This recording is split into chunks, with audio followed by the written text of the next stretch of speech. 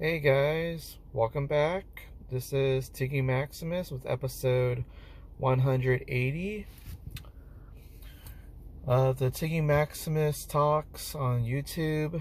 Thank you guys for following me, subscribing, listening to the podcast, spreading the word to your friends and family, and everyone in between.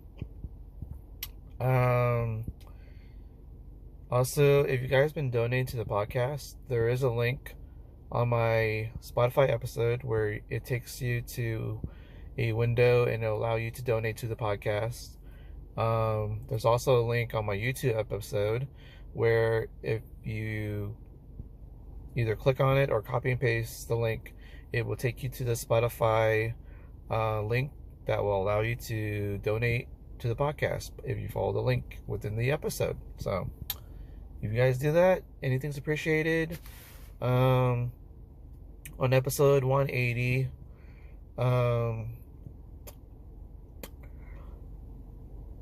let's talk about two comedy shows that comes to mind. There was a June 12th comedy show at the Good Bar.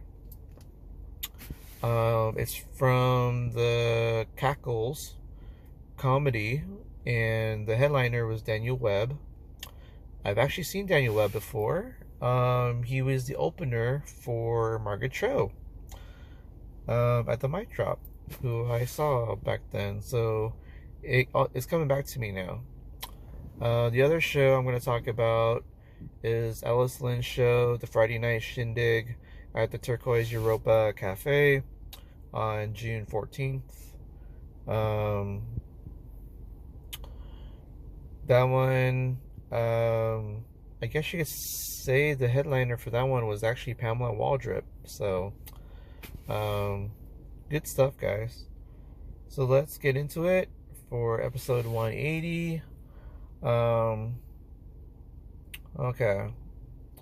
So, the two guys are running this show. It's Victor Paz Jr. and Shane Chase, two great comics. Two great guys to get to know, and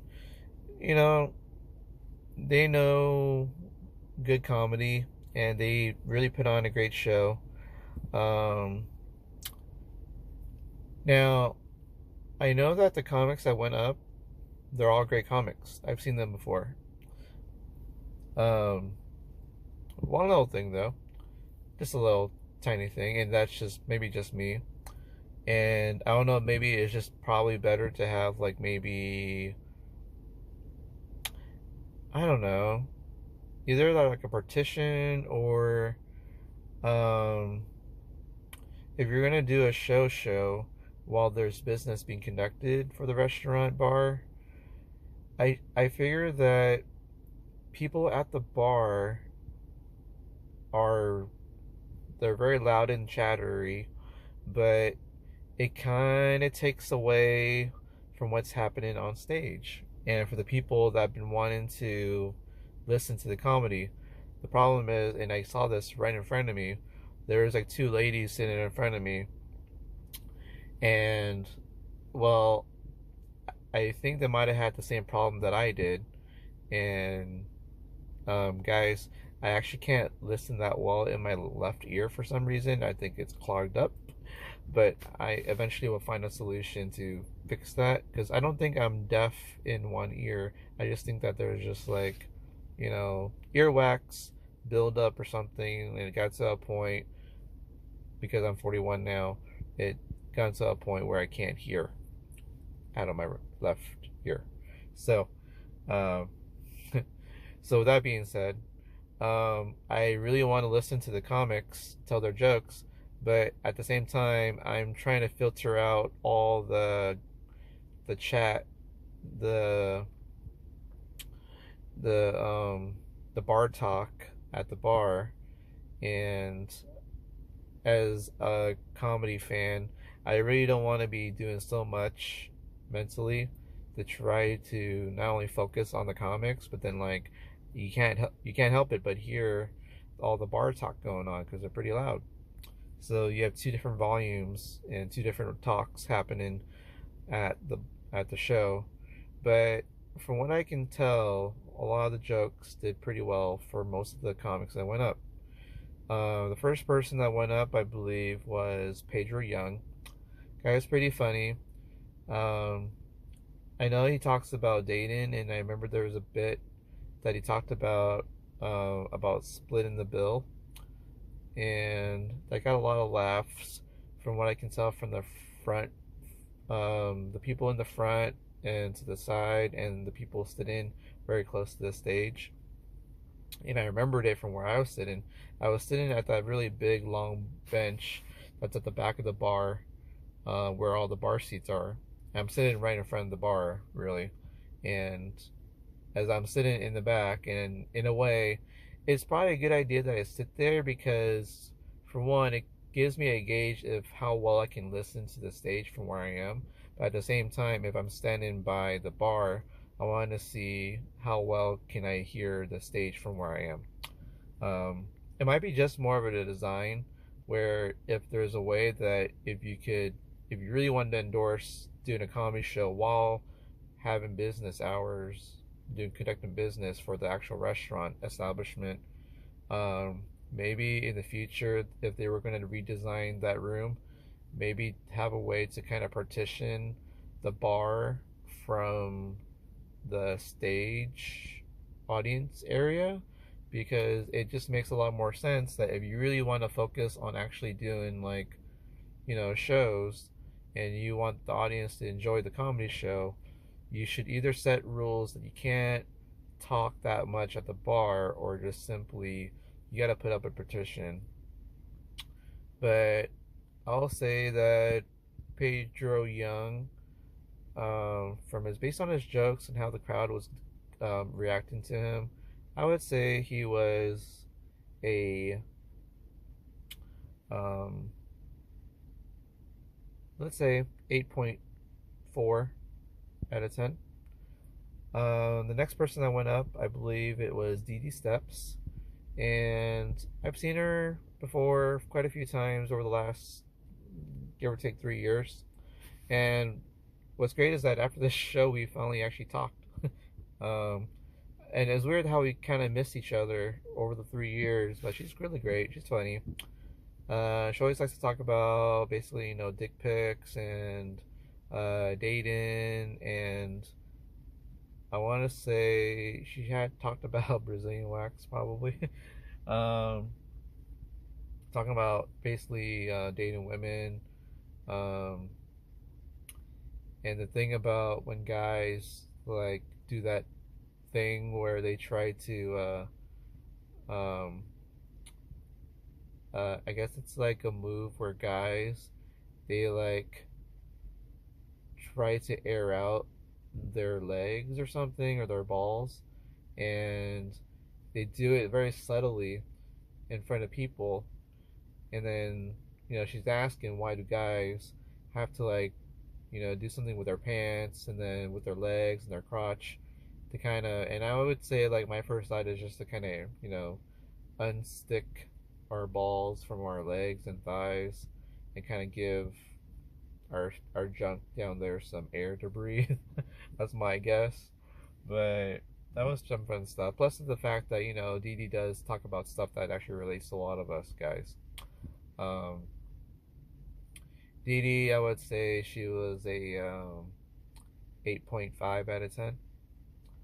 Um, then we have, let's see, we have, oh, we do have, I believe it's,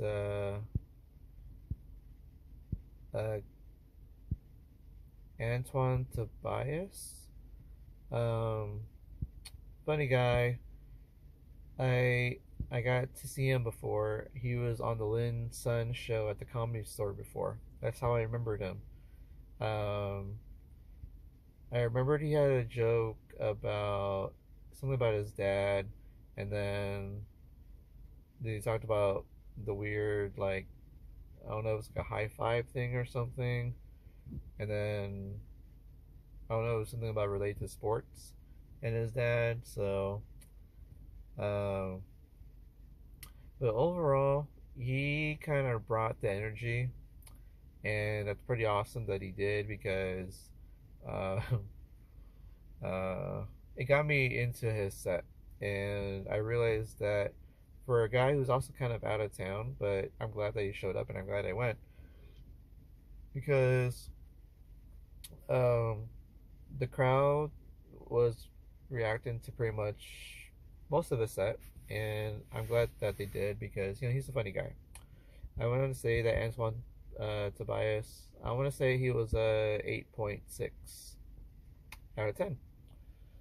Um, then we have Cassidy Staines. Um, I believe that you know she's super funny. Crowd liked her. Um, she has this thing about talking about grinding beans and apparently fish tacos. So it's weird that that's happening because people got the references, and again I also am very into her set because it's just really funny, and uh and then there's some other stuff too, but honestly she's super funny, and I'm glad that I get to see her, and that she's like, it's really worth my time to go to shows, honestly. um so every single time I see her, I know I'm gonna have a good time. um I would say Cassidy was 8 point um 8.6 out of 10 as well. And then we got our headliner, Daniel Webb. Daniel Webb, it was great seeing the guy again. He actually brought his puppy with him, and the puppy's head is just like popping his head out, and I couldn't help but not look, and it was so cute. And then the puppy went hiding in the, I guess it's like a sack or satchel thing, because like Daniel Webb had it like a cloth, and it's like kind of like a pocket created um, for like puppies or small pets, and so you can carry your pet around. So it was kind of like like a sleeping bag in a way, or kind of like um, a pocket womb, or like the placenta that kangaroos have, mother kangaroos have for their baby kangaroos, the joey. Um, so it was just kind of nice seeing that, and it's pretty awesome. Um, and Daniel kind of talked about. Um, I'm probably guessing that you talked about dating, and then stuff that probably happened at shows, but um, the crowd really got into it, from what I remembered, and Daniel did pretty well with this crowd, and I think he hit it off pretty well with some of the people in the front rows. Um, and mind you, this is all happening while there's bar talk going on in the back of the bar and stuff. So, but overall, he did pretty well, and I want to say Daniel Webb was a 8.8 out of 10. Um, he's always a good comedian to place on lineups, and the fact that he already headlined this show for Cackles, I would say is a good quality spot. And I like how Cackles kind of put like good quality comics on this lineup, and in a way, nobody bombed on this lineup, so I like that. Um, so yeah, that was pretty awesome, and I'm glad I got to see this show, and I can't wait to see more of these shows down the road. And it's also, again, it's just good getting to talk to everybody. Dr. Daniel Webb, Antoine Tobias, Cassidy Staines, Dee Dee Steps, Pedro Young, Victor Paz, and Shane Chase. So overall, I had a good time.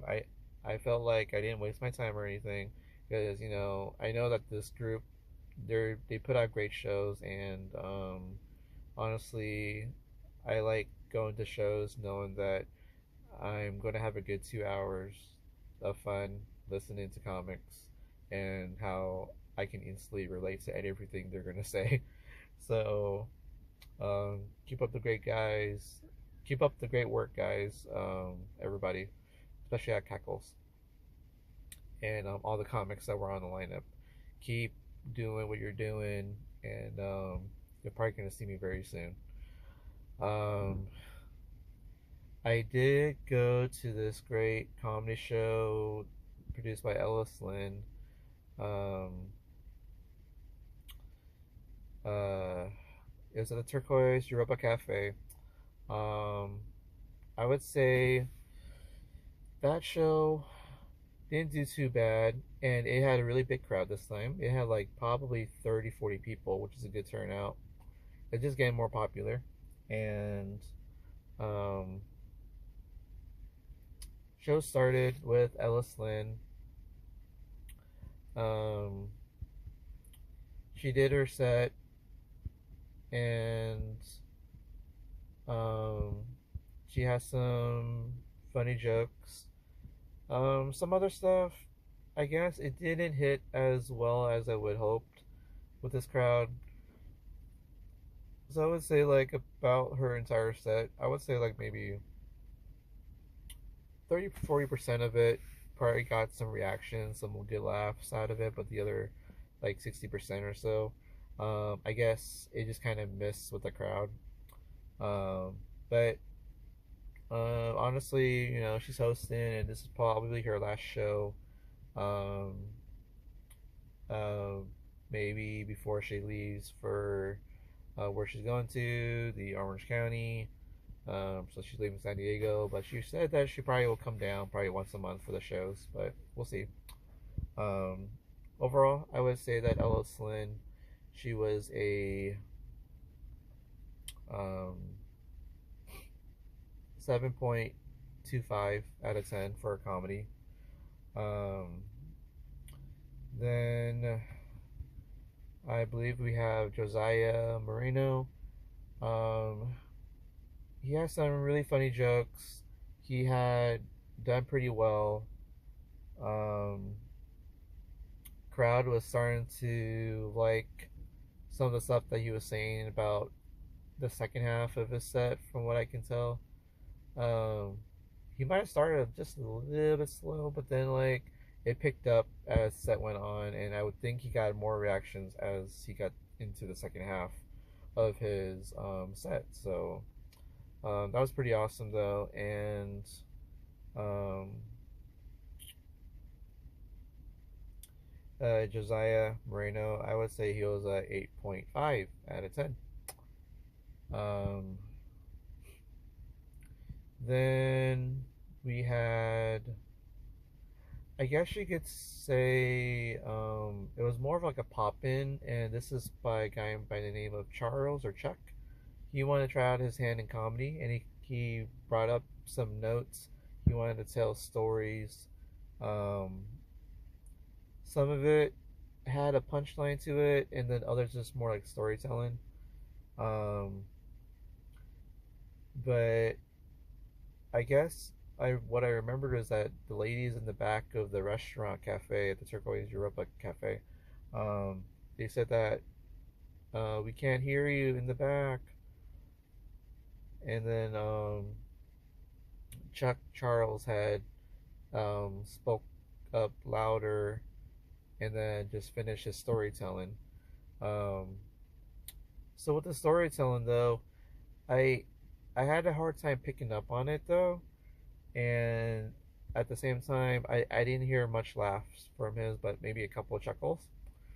Um, so I want to say his comedy, if it was for comedy or just storytelling, I want to say that it was a 6.5 out of 10. Um,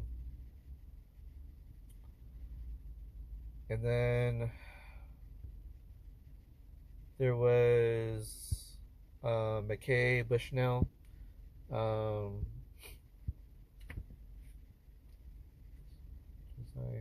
Charles Bushnell. Okay. Um,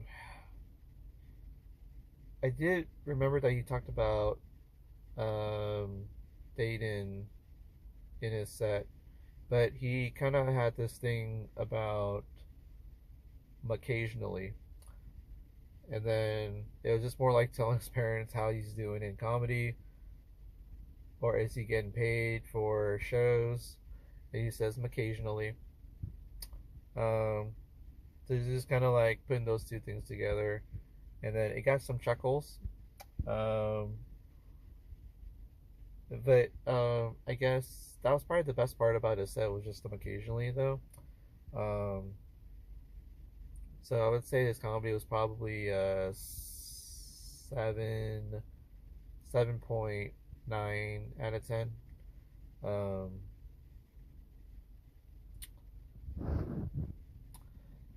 Next we have Ben Mastracco. He's a cook, and I do see him performing in like Jazzy Wishbone Oceanside with Kyle Dean. Um, Strangely, Kyle Dean was also on this one too. um, so Ben Mastracco did talk about like even though that he's a cook, but they just assume that all he knows is like food. But then he talked about drugs, and then even though he's a cook, but he likes to do drugs too. So don't assume. So I guess with that, as he talks about cooking, I think he talked about dating at some point in his set, but then the drugs thing was kind of like a nice way to get the stigma that he's only just a cook or a chef, when he's like any other good person, and especially any other person that does like drugs. um, but yeah, that was pretty cool. um, I think he got some laughs for like maybe almost half of his set, really, um, from what I remembered. But overall, he has some really good jokes, and I enjoy listening to his sets. Um, and I think the crowd was not too bad um, when they saw Ben go up. Um, Plus, I'm trying to remember if Ben actually talked about his. I don't know if he said he worked out or something. So, um,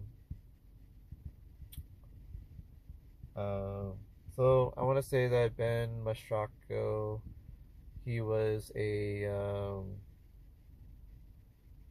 would say 7.9 out of 10. I guess next up we had Kyle Dean. Um, let's see. I want to say Kyle Dean might have talked about kids or marriage or just dating.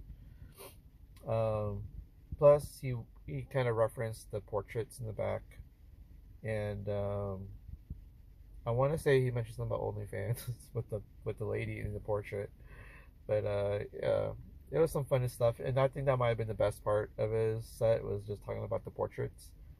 So um,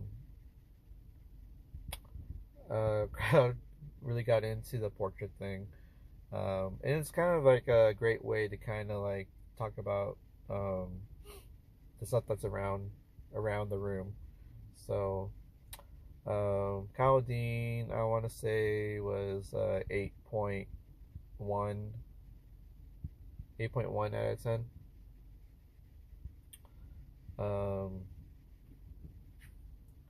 Then we have, next up we have Jessica Hudson. She didn't do too bad. She did talk about fingering. I guess she likes to finger women. She did talk about Padres, being a fan of the Padres. Um, I think she did it all right. I want to say she got some laughs in her set. I want to say she was a 7.9 out of 10.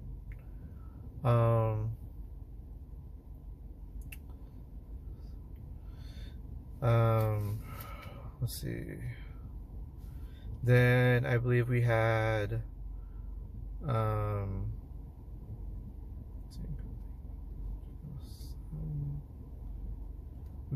Grant Strafkas. He does impressions. Also smart jokes. Unfortunately, it didn't go so well with this crowd, and I don't know if it's just more like just the delivery, or maybe it's just more of the content of his jokes, his impressions, or the smart jokes. But I would say it's something to work on. I found out he's a golfer though. Golfer and big NBA fan guy.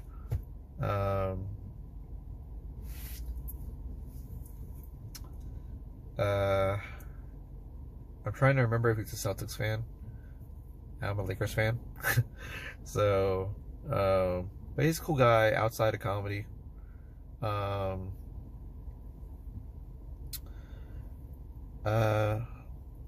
But his comedy, it might need a little work.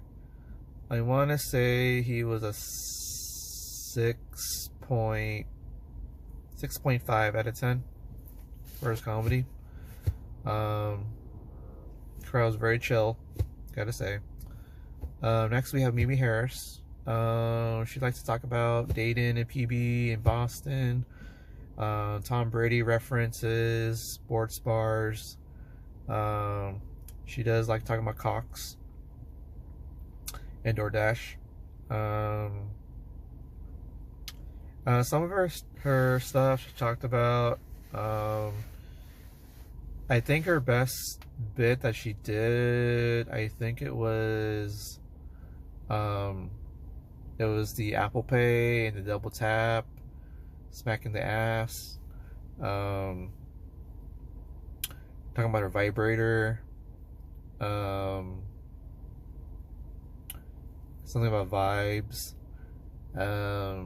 I would say almost half of her stuff got some laughs, and other stuff was kind of it might have passed over everybody's head, where I think she was just more of storytelling, but it didn't get like much of a punchline or anything. So, but you know, everything's a work in progress.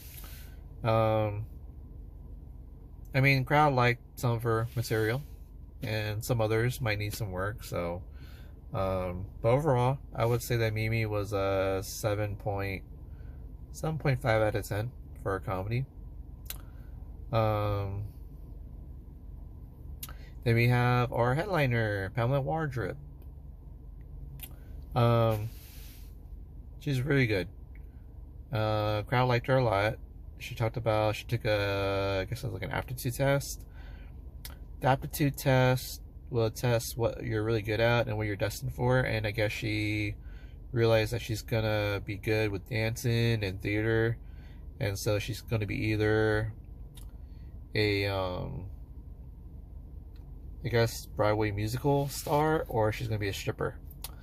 That got a lot of laughs. She did talk about dating, but she likes sports, but she can't do golf. And then honestly, she did also talk about the Silver Bachelor. But like, it's like all these guys that are about to go, so that's what she has to work out with. But it's kind of tied to the dating stuff she talked about. So kind of liked her a lot. She was the best one of the whole group that night. So I would say Pamela Wardrip, she was an 8.6 out of 10. A lot of great stuff, a lot of great comics. Go see everybody when you have a chance, when they're in the town near you. Yeah, go see Victor Paz, go see Shane Chase, go see Pedro Young, go see Dee Dee Steps, go see Cassidy Staines, go see Antoine Tobias, see Daniel Webb, go see Ellis Lynn, go see Josiah Moreno, go see McKay Bushnell, go see Ben Mastracco, go see Kyle Dean, go see Jessica Hudson, go see Grant Shofkas, great guy, honestly. Go see Mimi Harris, always great lady to talk to. She's super cool. And obviously also go see Pamela Wardrip. So there you have it, guys. That's it from comedy. Next time I talk to you guys, I'll be talking about more comedy shows, Foodie Land, I guess the Padres baseball, and Stanley Cup final, NBA finals, and yeah. So stay tuned, guys, and I'll talk to you guys later. Remember to have some good food, good company, watch some good comedy shows, watch some good fights and good sports action, and overall have a great time, and I'll talk to you guys again soon. You know the saying goes, boom. Tiggy Maximus signing off, baby. Alright, later, guys. Talk to you guys later.